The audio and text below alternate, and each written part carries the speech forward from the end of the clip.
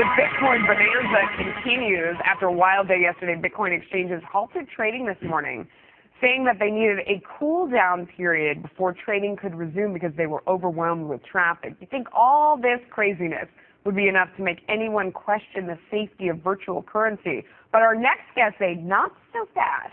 They run the first bar in New York City to accept Bitcoins, and they think this could be the wave of the future. Joining me now is Alex Lichtenstein. He is co-owner of the bar Ever, and we have Charlie Shrem, also a co-owner and owner of Ever, and the COO of Bitcoin payment processing company BitInstant. All right, Charlie, I'm going to start with you because you are the Bitcoin guy, and all the news today is about not being able to trade Bitcoin. What happened? Why did it close down? Well, essentially what happened was the volume of orders that were coming in was just surpassed what the exchanges could handle. Was everybody trying to sell it? Because the prices go way down. It was the opposite. Everyone was trying to buy. There was so much volume going in. Yesterday was one of our highest volume days that we've ever seen before. It's going to reopen at 10 p.m. tonight Eastern time, right? Between 9 and 10, yeah. Between 9 and 10. Is it going to crash? Is it going to go higher? Why don't you tell our audience what you think is going to happen? I think it's going to go higher. I mean, just look, all the order books are open. You can go see them, and there are a lot of orders coming in, and volume is high. People want to put money in. I think a lot of people now don't really know what the price is because the exchanges are off. So you're seeing a lot of people doing private deals like selling and buying. It's been a crazy day today. I haven't slept in like 40 hours. You've just been tearing your hair out trying to figure out what's going on. Okay. So in light of all that, let me ask you, Alex, how can you possibly run a bar based on a currency that is fluctuating like this? How do you even price a drink? A couple of things. First of all, the bar isn't running based on Bitcoin, so we just accept them as payment. But for us, it was a no-brainer because through the app we have that Charlie helped us out with the technology for, we get the money in dollars almost right away. We never hold any Bitcoins.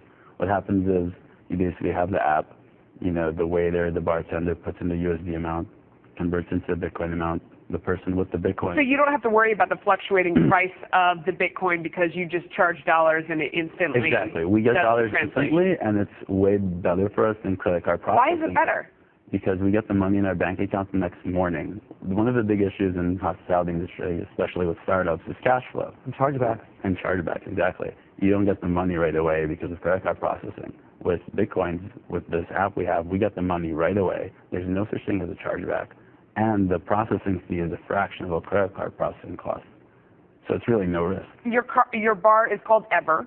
Correct. How many people come in and actually use Bitcoins to pay on a percentage basis? Well, we've only really been using it for about 3 days now. That's it? We've only just started accepting Bitcoins. We've had, I'd say, about a dozen people use them so far.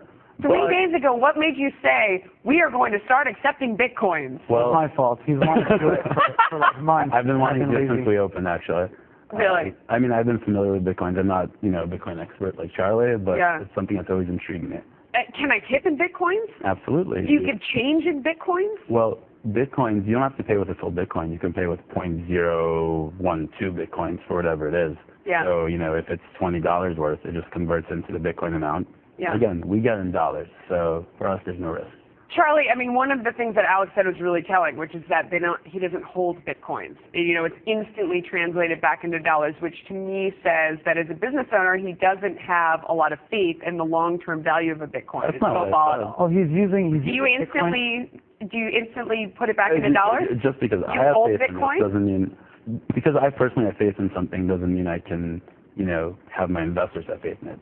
For my business, so your investors don't have faith. I mean, you can put it right back into dollars, which doesn't speak much for safety. Exactly. Bitcoin is two things, and it's important to understand what they are. It's a payment system, and it's also a currency. More importantly, the payment system is really what gives it its value. It's a peer-to-peer payment system, and it's the largest socio-economic experiment mankind has ever seen.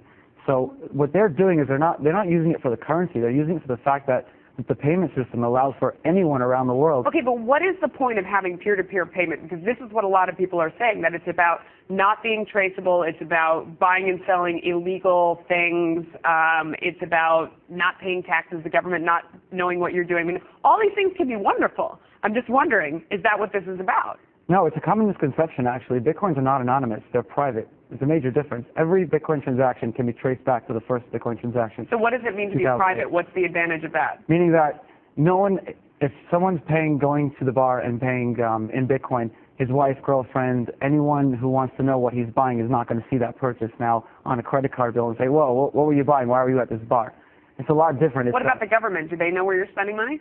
Does the government know you're spending money? You would treat it as a foreign currency. So if you were holding Bitcoin and you transferred it back to dollars like most people are doing now that taxes are due, then you have to, of course, file a return on capital gains. Do you have to pay the same amount of tax on your earnings? 100%. Absolutely. All right. Gentlemen, thanks so much for coming on. Charlie, we're going to watch tonight. You said that it was going to go up when it opened. It's going to be crazy. Yeah, it's going to be crazy. We're going to keep an eye on it. I hope you'll come back. Thanks for coming on. Thank you.